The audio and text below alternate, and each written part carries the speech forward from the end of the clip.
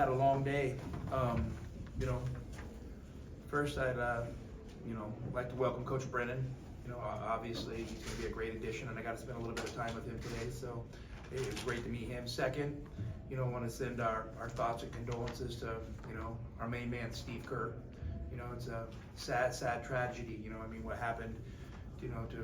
While they're at a staff dinner. I can't imagine. So.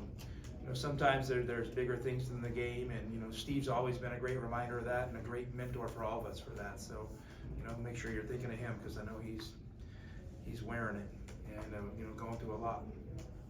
So, all right, let's get to the game here. I believe the team had 5 and-1s tonight. How do you assess the finishing run? It was good. The and-1s are great. That's a number that I didn't have. But I just would like to see us finish better overall. I think we're taking some crazy attempts, and that's just something that's never been a part of Arizona basketball since I've been here. And so we need better discipline and shot selection even on our layups. We need to get paid when we get the ball in there. And it's 2 games in a row where I feel like we've struggled a little. Did you like the energy, both halves, each half? You play against that much zone, sometimes it changes the rhythm of the game, and at halftime, we're up 10. I didn't necessarily feel great, but, when you look at the efficiency, we're 1.3 on offense, which is, better than our normal. So if you're clipping it right, sometimes that zone does it, but in the second half, we kind of, we got stagnant for whatever reason, and SC deserves some credit, but, we got to keep getting better. How do you get unstagnated, if that's the right word? Well, you have to have guys that move together, 2 or 3 guys that are on the same page. You can't run just set plays against the zone all the time. The best way to attack zone is just feel for the game and passing and skill and force. And we just didn't do a good job in the second half putting those things together. So a couple of guys were, go ahead. Sorry, a couple of guys at Washington State were saying the zone actually threw them out of rhythm, and that maybe led to the layups not going in some ways.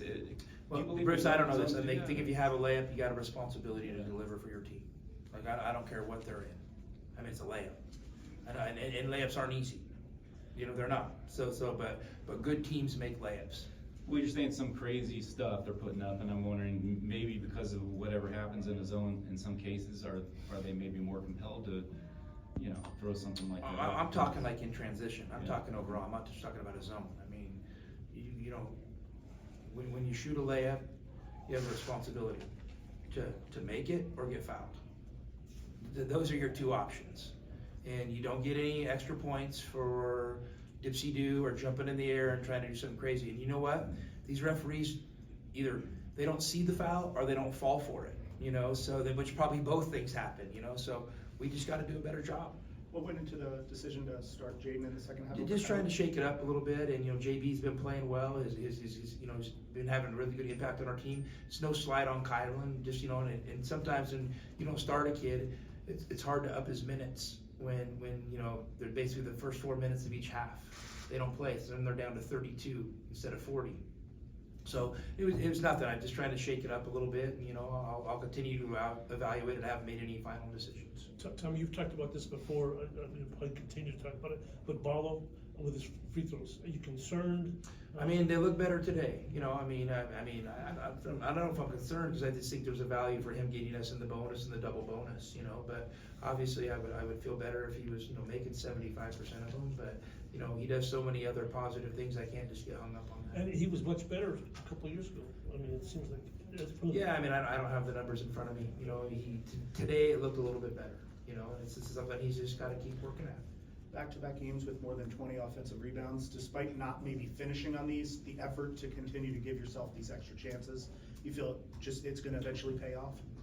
Well, I want it to balance out. I don't want to miss so many shots, so then there's not so many offensive rebounds available. That would be my preference. I would rather have 12 or 13 offensive rebounds and 6 or 7 more makes. It's great we're offensive rebounding. It's better than not offensive rebounding, but we need to start making some shots. What do you make of all the stars out there tonight? Kevin Durant, Miles Simon. Well, listen, Arizona basketball is, it's a show, and I wish we would have played better for everybody tonight, but the end of the day, we got the result we needed, and, you know, it didn't feel great, but we did, and, you know, and the other thing we gotta remember, SC is shorthanded, you know what I mean, like, you know, could we beat SC to 100%? I don't know. You know, those are things, and then we got a UCLA team coming in here, I know how hard that game's gonna be, I'm not tricking myself, you know, I mean, I know that's gonna be a knockdown drag out, so we gotta continue to get better, and sometimes you go through these lulls in the season, and, you know, you can come out of them better, but it's not easy, you gotta keep fighting. What did you think of Bronny James? So much made of him, and he's having to do everything with those guys out. Yeah, I mean, I thought he played pretty good today. I don't know what his stats ended up being, but, you know, I mean, you know, I don't know him at all, but, you know, I'm proud of how he's handled everything, and the people that I know that know him say, first-class kid, first-class family. Anything else for Coach? That's just about Saturday's game in UCLA. They pulled out a close one at ASU tonight. What's your thoughts? And then they've got a lot of young guys, talented, a lot of international guys. I mean, you look at them. Listen, it's gonna be a battle. I mean, that's a program that has a ton of pride. They have a coach, you know, who knows how to get his team to play hard. They're gonna be prepared, and, you know, we're gonna have to come in, and it's gonna be a knockdown, drag-out battle. I mean, I imagine it's gonna be a hard-fought, you know, traditional Arizona UCLA game, like 95% of them are. What did you think, I mean, just with that roster they put together? You know, I'm sure you're aware of a lot of those international kids he brought I in. mean, listen, Bruce, it's not my job to speculate on the roster they put together. I mean, that's your job. My job's to coach against a really good coach who I know knows how to help his team win. So I'm gonna focus on that. I don't have any thoughts on their roster, how they put it together. We're gonna play the team that shows up, and I expect them to be good. And this could be last time they come here for a while. You and Cronin have both said you were interested in playing down there. Yeah, I mean, it's not gonna be the last time Arizona and UCLA play. You know, I mean, it might be as members of the Pac-12, but it won't be the last time. And, you know, I don't know exactly when or where the next time's gonna be, but there will be, you know, more games between Arizona and UCLA in the future. But I just wonder too, because like the way scheduling is now, you have 20 in the Big 12, you already have some neutrals, you've got Bahamas next year, whatever. That only leaves a few games. I mean, do you see UCLA as being one of those teams that you'd want to make room for down the road? I mean, for sure down the road, we're gonna play UCLA. I mean, want me to say it any more clear than that? I don't have exactly how it's gonna happen. I'll tell you that again, but we're gonna play UCLA for sure, and I want to play UCLA. Thanks, Coach. Thank you. Thanks.